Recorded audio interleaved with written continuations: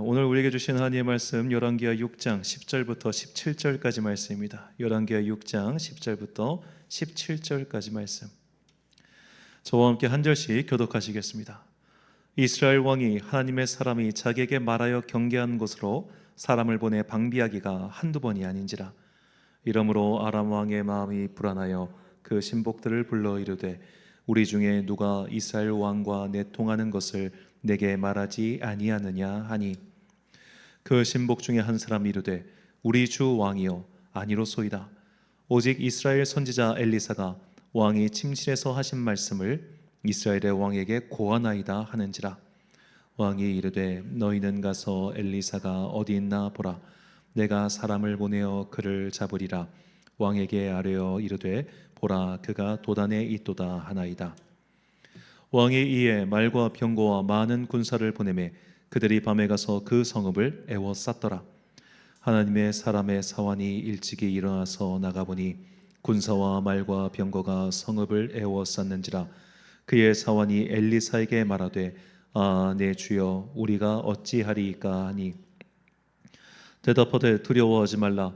우리와 함께한 자가 그들과 함께한 자보다 많으니라 하고 기도하여 이르되 여호와여, 원하건대 그의 눈을 열어서 보게 하옵소서 하니, 여호와께서 그 청년의 눈을 여심해 그가 보니 불말과 불병거가 산에 가득하여 엘리사를 둘렀더라. 아멘.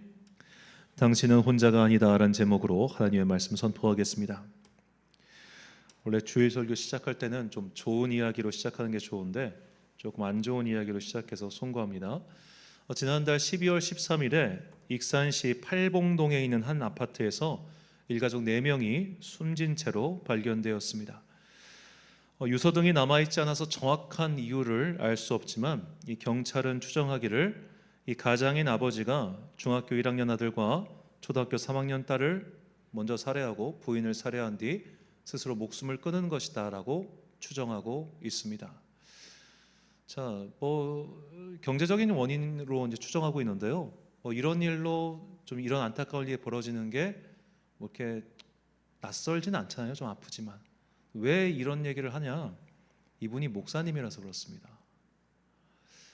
나이는 한 43쯤 되시는 이제 목사님이 이 팔봉동에서 카페를 하셨대요. 카페를 하면서 그 카페에서 이제 개척형 목회를 하시면서 이렇게 하셨는데 이 생활고에 시달리셨던 것 같습니다. 그래서 작년 11월쯤에 카페를 내놓고 이렇게 하셨는데 빚을 감당하지 못하게 되니까 자식들과 부인을 살해하고 스스로 목숨을 끊은 거예요.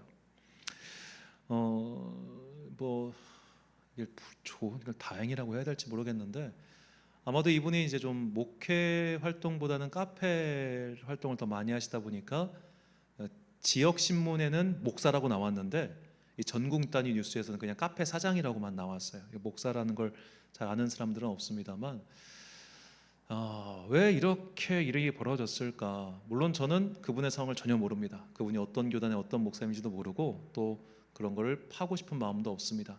다만 누군가의 도움을 받지 못한 채 그렇게 극단적인 선택을 한 인생이 너무 안타까울 뿐이죠. 저도 이렇게 개척을 하고 교단에 속한 목사로 살다 보니까 제가 그 정도까지 극단적인 상황에 몰리지 않을 만한 여러 장치들이 있더라고요. 그러니까 도심에서 목회를 하니까 정말 너무너무 힘들다 하면은 여기 지역에 있는 거점 교회들 찾아가서 도와달라고 하면 됩니다. 노예 사무실 가서 도와달라고 청하면 됩니다. 물론 그거에 거의 언발에 오줌 놓기 식으로 결정적인 해결책은 되지 않지만 적어도 이 정도 상황까지 몰릴 지경까지 이르지는 않는다는 거죠. 자, 그 안타까운 소식을 듣고 나서 확인하고 나서 제가 그때 마침 봤던 EBS 다큐멘터리가 있습니다. 그 다큐멘터리 주제가 이랬습니다. 가난한 사람들일수록 서울을 떠나지 못하는 이유, 쪽방촌 사람들이 서울을 떠날 수 없는 이유, 이런 주제의 다큐멘터리였어요.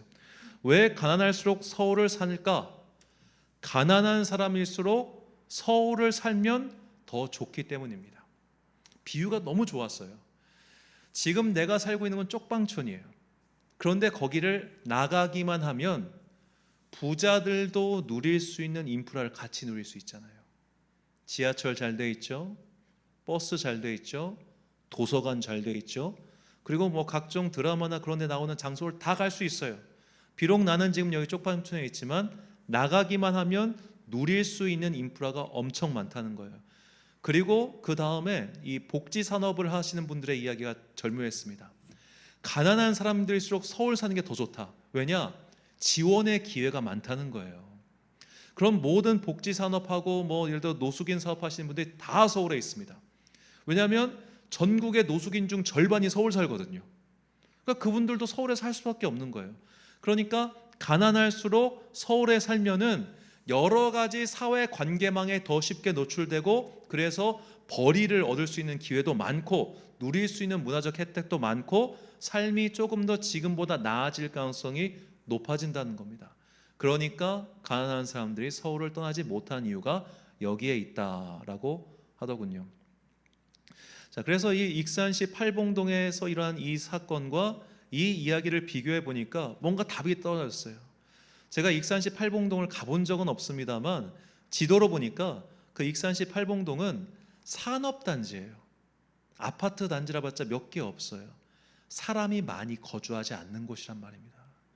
거기서 옆으로 가면은 어양동이나 영등동에 가면 거기 원광대학교가 있거든요. 거기 가면 대학생들도 있고 사람도 많고 인구가 좀 밀집 지역인데 거기까지 갈 아마 상황이 안 됐겠죠.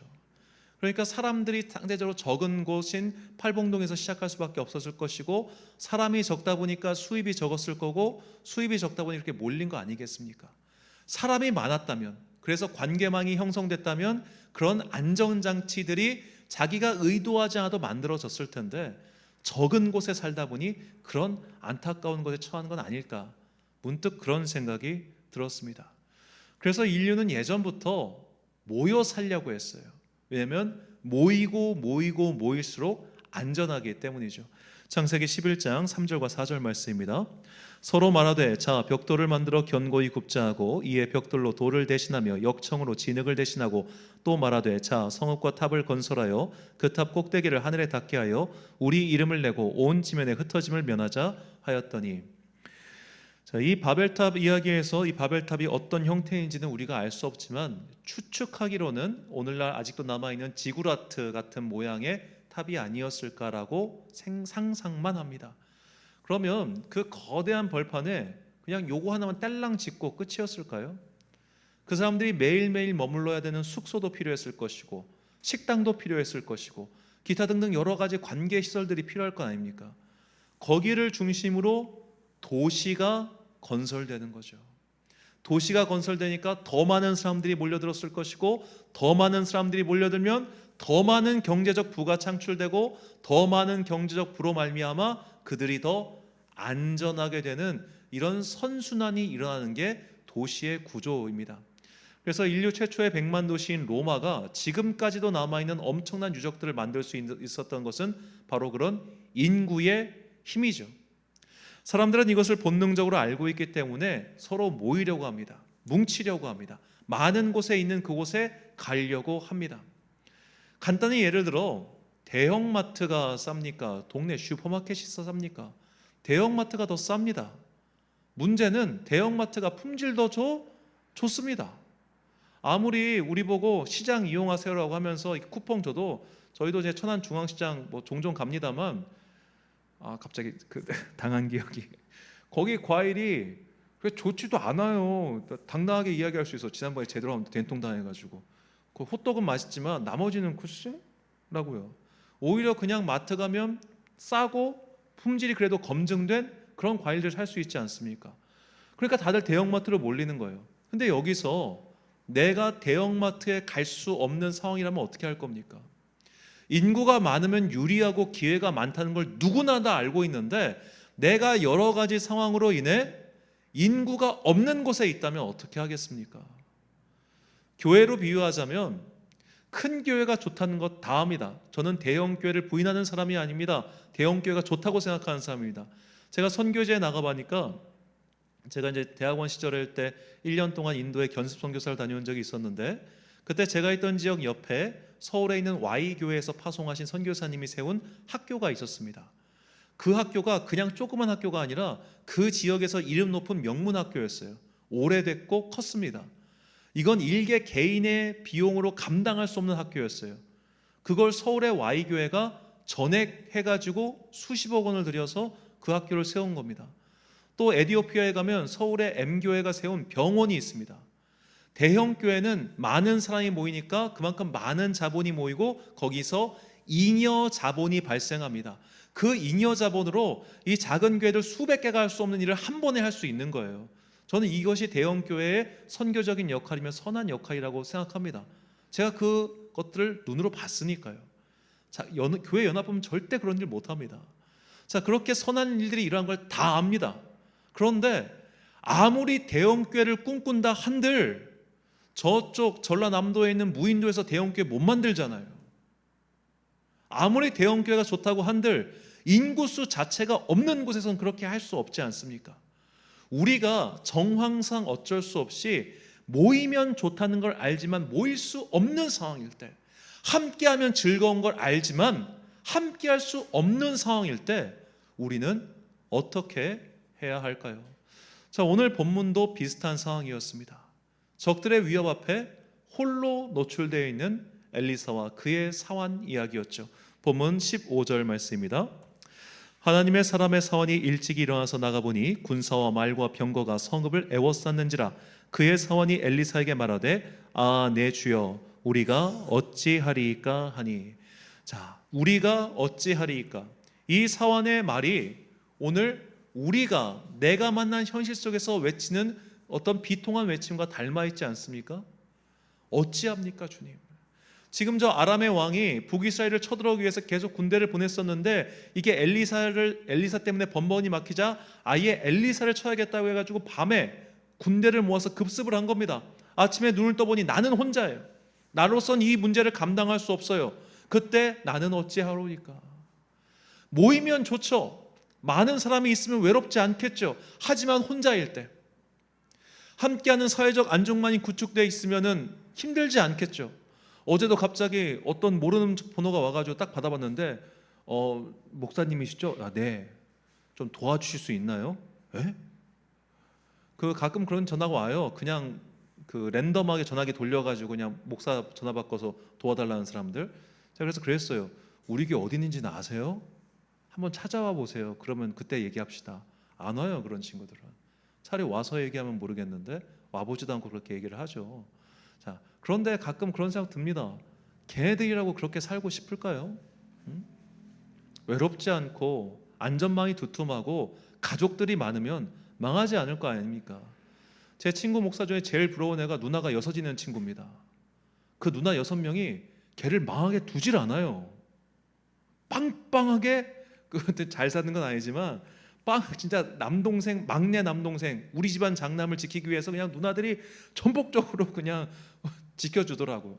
우리가 다 그런 관계 속에 살고 싶은데 그렇게 못 사는 순간이 있더라니까요.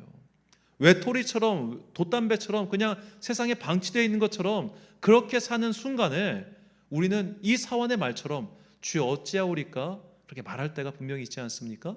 그 질문에 대해 엘리사가 이렇게 대답합니다. 본문 16절과 17절 말씀. 대답하되 두려워하지 말라. 우리와 함께한 자가 그들과 함께한 자보다 많으니라 하고 기도하여 이르되 여호와여 원하건대 그의 눈을 열어서 보게 하옵소서 하니 여호와께서 그 청년의 눈을 여심해 그가 보니 불말과 불병거가 산에 가득하여 엘리사를 둘렀더라. 아멘. 자, 눈을 열어서 보니까 혼자가 아니었던 거예요. 함께하는 하나님의 천사들이 자기들을 삥 둘러싸고 있더라는 겁니다. 우리가 뭘 봐야 되느냐? 하나님, 사람이 없어요. 하나님, 내 상황이 이래요. 이런 걸 가지고 기도할 게 아니라 주님, 내가 믿음의 눈을 뜨게 하옵소서. 그리하여 지금 나와 함께 하시는 하나님의 영을 깨닫게 하옵소서. 우리가 이렇게 기도해야 된다는 겁니다. 계속 사람 보면서 하나님, 사람 없어요. 하나님, 나 외로워요. 나 힘들어요. 이렇게 할 것이 아니라 지금 이미 나와 함께 하신 하나님, 지금 이미 나와 함께 하시는 그 주님의 영을 내가 깨닫게 하시고 보게 하옵소서. 이것이 우리의 기도가 되어야 한다는 겁니다. 그래서 전도서 기자가 이렇게 말을 해요. 전도서 4장 12절 말씀. 한 사람이면 패하겠거니와 두 사람이면 맞설 수 있나니 세 겹줄은 쉽게 끊어지지 아니하느니라. 자, 혼자서는 제가 해보니까요, 혼자서는요 현수막 달기도 힘들어요. 두 사람이 있어야 현수막 답니다. 혼자서는 신기하게 청소하는 것도 쉽지가 않아요. 그러니까 혼자서 청소할 때 걸리는 시간이 1시냐고 치면은 두 사람이 청소하면 20분이 됩니다. 30분을 주는 게 아니라. 인원이 늘어날수록 할 수 있는 역량이 막 뭐 N승처럼 그냥 쭉쭉쭉쭉쭉 올라가죠. 그러니까 사람들이 주변에 있기를 바래요. 외롭지 않기를 바래요. 그런데 어쩔 수 없이 그런 상황일 때, 혼자일 때 우리는 무엇을 기도해야 됩니까? 지금 나와 이미 함께 하시는 하나님, 임마누엘이잖아요. 이미 나와 함께 하시잖아요. 하시겠다라고 약속한 게 아니라 하고 있다라고 완료로 말씀하신 그 하나님을 내가 체험하게 하옵소서, 내가 보게 하옵소서. 이것이 우리의 기도가 되어야 합니다. 제가 옛날에 들었던 이야기인데요, 지금은 이제 없어진 제도가 됐습니다만 이 감리교회에서는 수련 목회자 제도라는 게 있었습니다. 이 수련 목회자 제도는 이 신학대학원을 졸업하고 목사 한 수 받기 전에 이 지방에 있는 작은 교회들 가서 담임 전도사를 하는 시간이에요. 1년에서 2년 정도 그렇게 담임 전도사를 하는데, 그렇게 부임해서 가보면 성도가 몇 명 있냐? 1명, 2명 있어요. 근데 그 1명, 2명이 아이의 할머니, 할아버지거나 동네 꼬마, 그런 애들만 있는 거예요. 그럼 어떻게 먹고 사니? 그게 이제 감리교회 연회라고 하는데, 연회에서 지는 후원금도 있고 또 파송하는 교회 사는 여러 가지 방법으로 해서 먹고 살면서 그렇게 합니다. 자, 제가 들었던 이야기는 한 이제 성도님께서 이제 자기 아들이 전도사여가지고 그 수련 목사를 보냈어요. 이제 성도가 2명 있는 교회였어요. 초등학교 3학년 아이, 5학년 아이, 그냥 동네 애들 2명 있는 교회. 그러니까 얘네들이 새벽 기도를 나올 리가 없죠. 당연히 초등학교 3학년, 5학년이 무슨 새벽 기도를 나오겠습니까? 그래서 이제 하루 전날 가가지고 같이 자고 아침에 새벽에 일어나서 아들이 새벽 기도 어떻게 인도하나를 보려고 일어나서 예배당을 갔어요. 근데 예배당 안에 들어가지 못했어요. 왜냐하면 아무도 없는 텅 빈 예배당에 부모가 가서 앉아 있으면 그 부모가 펑펑 울 것 같아서 차 못 들어가겠더래요. 그래서 밖에서 창문으로 보고 있었던 거예요. 그때 무슨 뭐 카메라가 있고 뭐 유튜브가 있고 그렇겠습니까? 옛날 이야기니까. 아무도 없는 텅 빈 예배당에서 혼자 벽을 향하여 설교하고 있는 아들의 모습을 보고 억장이 무너지더라는 거예요. 억장이. 그렇지 않겠습니까? 이게 뭔가 도대체. 아무도 없는 곳에서 저 벽에 대고 소리를 질러대는 그 새벽부터 아들을 보니까 이게 뭔가 하고 너무 속상하더라는 거예요. 그런데 그때 하나님께서 감사하게도 그 부모님의 영의 눈을 탁 뜨게 하셨는데, 그 예배당 아무도 없어 보이는 그 좌석들에 천사들이 함께하고 있더라는 겁니다. 제가 그 이야기가 정말 왜 그런지 모르지만 오랫동안 기억에 남았어요. 아마도 제 목회가 그렇게 될 거라고 생각해서 그랬던 것 같아요. 제가 전도사 시절에 금요일 저녁 8시마다 교사 기도회를 했습니다. 근데 제가 돌이켜 생각해 보니까 금요일 저녁 8시는요 직장인들에게 너무 힘든 시간이에요. 금요일 저녁까지 일하고 퇴근해서 밥 먹고 튀어나와야 8시까지 교회 올 수 있는 겁니다. 그것도 모른 채 8시로 시간을 정해놨으니 그분들은 얼마나 힘드셨겠어요. 그 2년이라고 하는 시간 동안 빠지지 않고 온 분이 딱 한 분 계십니다. 권사님인데 그때 저희 기도회 평균 참석 인원이 1.5명이었어요. 2명 아니면 1명, 2명 아니면 1명, 2명 아니면 1명 그랬는데 그때 계속해서 그 2년 동안 빠지지 않고 참석하신 홍 권사님이 지금도 우리 교회 계속 기도하시고 헌금하시는 그 권사님이신데요. 참 감사합니다. 그런데 그 한 명이 있음으로써 제가 그때 두 분이서 같이 기도하면서 어떤 걸 체험했냐면 그 공간 안에 주님의 영이 가득한 것을 체험한 경험이 있습니다. 사람이 많다고 영이 가득한 게 아니에요. 제가 봤던 사람 제일 많은 예배당이 어디였냐면 바티칸에 있는 성 베드로 대성당이었습니다. 예배당 들어가려 줄이 막 그냥 어마어마합니다. 거기 관광지입니다. 아무것도 없습니다. 가장 정말로 돈 많이 벌고 있는 예배당이 어디냐면 성 바르셀로나에 있는 그 유명한 성가족 대성당입니다. 거기도요 어마어마하게 큽니다. 어마어마하게 사람 많습니다. 그런데 저는 그런 데서 단 한 번도 하나님의 영을 체험해 본 적이 없습니다. 오히려 정말로 제가 평생 동안 지금까지 갔던 모든 예배당 중에서 가장 은혜를 받았던 예배당은 성 프란체스코가 수리했던 성 다미아노 성당이에요. 성 다미아노 성당 크기는 우리 교회 예배당보다 작습니다. 거기에 15명 들어가면 꽉 찹니다. 그런데 그곳에 그 15명 들어가는 꽉 차는 공간을 무려 몇 년이에요? 600년 동안 그 클라라 수녀회가 관리를 했어요. 그래서 지금도 기도가 가능한 공간입니다. 600년 동안 기도가 쌓인 그 조그만한 공간, 거기에 주님의 영이 계심을 저는 믿었습니다. 믿을 수밖에 없었습니다. 자, 많이 모인다고 해서, 많은 사람이 있다고 해서 하나님의 영이 느껴지느냐? 물론 그럴 수도 있고 아닐 수도 있겠죠. 적다고 해서 없는 게 아니고 많다고 해서 있는 게 아니란 말이에요. 나의 삶 또한 마찬가지예요. 내가 인의 장막에 둘러싸여 있으면 안전하겠죠. 인의 장막에 둘러싸여 있으면 기회가 많아지겠죠. 성공할 수 있는 가능성이 높아지겠죠. 하지만 그것이 없을 때, 가족 중에 나 혼자 믿네, 어쩔 수 없이 믿음 생활하는데 나 혼자네, 그렇게 외롭게 신앙의 길을 걷고 있을 때, 혹은 주님께서 나를 부르신 것이 분명함에도 불구하고 그 길을 가고 있는데 외롭고 힘들 때 우리는 어떻게 해야 될까요? 그때 믿음의 눈을 들어 하나님의 영을 바라봐야 한다는 것입니다. 이것을 체험한 사례가 바로 베드로입니다. 사도행전 12장 9절과 11절 말씀. 베드로가 나와서 따라갈새 천사가 하는 것이 생시인 줄 알지 못하고 환상을 보는가 하니라. 이에 베드로가 정신이 들어 이르되 내가 이제야 참으로 주께서 그의 천사를 보내어 나를 헤롯의 손과 유다 백성의 모든 기세에서 벗어나게 하신 줄 알겠노라 하여. 자, 베드로가 이 헤롯에게 붙잡혀 가지고 이제 유월절 앞에 두고 사형을 당할 위기에 처해 있었습니다. 베드로와 교회 사람들은 그때 기도합니다. 그들의 기도는 베드로가 풀려나게 해주세요, 이게 기도가 아니었어요. 베드로가 잘 죽게 해주세요. 이미 요한의 형제 야고보가 순교하였으니 그 야고보를 따라서 베드로 또한 믿음의 용기 잃지 않고 순교 잘하게 해주세요. 이게 기도의 제목이었을 겁니다. 왜냐하면 그러지 않고서는 베드로가 천사가 나타나서 자기를 풀어줬을 때 그의 반응이 이해가 안 돼요.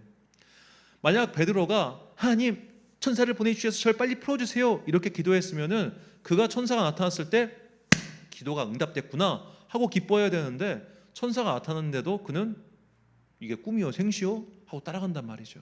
그가 그렇게 기도를 안 했다는 증거예요. 베드로는 혼자인 줄 알았어요. 그리고 여기서 이제 이 혼자인 상태에서 감옥에서 곧 죽게 될 터이니 혼자지만 믿음의 용기를 잃지 않게 해주세요라고 기도했을 겁니다. 그런데 이미 그는 그때부터 혼자가 아니었던 거죠. 여호와의 천사가, 하나님의 사자가 그와 함께하고 있었던 겁니다. 이것이 오늘 우리에게 주시는 하나님의 메시지입니다. 내가 부름받은 그 자리, 나를 보내신 그 자리에서 우리는 혼자 열심히 싸울 수도 있습니다. 그래서 외롭고 힘겨울 때도 있을 겁니다. 그런데 나는 사실 혼자가 아니라는 거예요. 주님께서 나를 보내실 때 그냥 혼자 보내신 게 아니라 이미 하나님의 사자를 딸려서 보내주셨습니다. 그러니 지금 가고 있는 믿음의 길 의심하지 마시고 괴로워하지 마시고 외로워하지 마시고 나와 함께 하시는 하나님의 영을 볼 수 있게 해달라, 그렇게 기도하십시오. 주님은 절대로 우리를 혼자 두신 적이 없습니다. 우리가 어디를 가든지 무엇을 하든지 항상 우리를 지켜보고 계시며 우리가 힘겨울 때, 외로울 때, 괴로울 때 주님의 사자를 통해서 우리의 손을 붙잡고 일어서게 해주시죠. 이것을 체험한 시편 기자가 다음과 같이 기도했는데 이 기도의 제목, 찬송의 제목이 우리의 고백이 되기를 소망합니다. 시편 139편 7절부터 10절까지 말씀 우리가 잠목소리로 봉독하겠습니다. 시작. 내가 주의 영을 떠나 어디로 가며 주의 앞에서 어디로 피하리이까? 내가 하늘에 올라갈지라도 거기 계시며 수월에 내 자리를 펼치라도 거기 계시니이다. 내가 새벽 날개를 치며 바다 끝에 가서 거주할지라도 거기서도 주의 손이 나를 인도하시며 주의 오른손이 나를 붙드시리이다. 아멘. 자, 시편 기자는 고백합니다. 수월, 수월이 어딥니까? 저승세계입니다. 내가 저승에 빠질 것 같은 그런 인생의 어려움에 처할지라도 저 바닷끝, 우리로 치면 인생 막장이죠. 인생 막장으로 몰렸을지라도 주님의 손은 나를 붙들고 있어. 이걸 그가 체험하고 고백한 겁니다. 이 고백이 우리의 믿음의 고백이 되기를 간절히 축원합니다. 사랑하는 천안광성교회 성도 여러분, 그리고 이 예배를 함께 드리고 계신 귀한 주님의 자녀 여러분, 당신은 혼자가 아닙니다. 아무리 인생이 힘들고 괴로운 일이 있다 할지라도 혼자라고 생각하지 마십시오. 나의 등 뒤에서 나와 함께 하시는 그 하나님의 손을 붙들고 오늘 나의 삶의 자리에서 다시 한번 힘을 내어 일어서는 여러분과 제가 되시길 간절히 축원합니다. 말씀을 준비하며 이 찬양 부르고 싶었습니다. 하나님의 부르심에는 후회하심이 없네. 이 찬양 함께 부르신 후에 기도하고 축도로 예배를 마치겠습니다.